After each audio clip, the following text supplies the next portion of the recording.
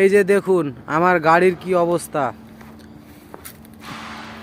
টায়ারটা পুরো কাদায় চুবড়ে গিয়েছিল।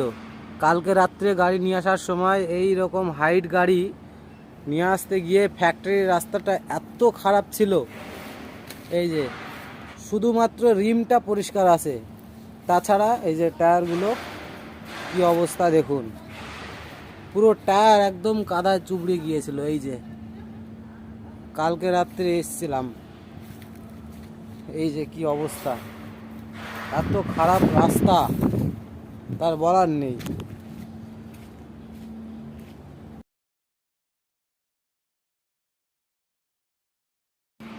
প্রত্যেকটা টায়ার কাদায় চুবড়ে গিয়েছিল, শুধুমাত্র রিমটা পরিষ্কার রয়েছে।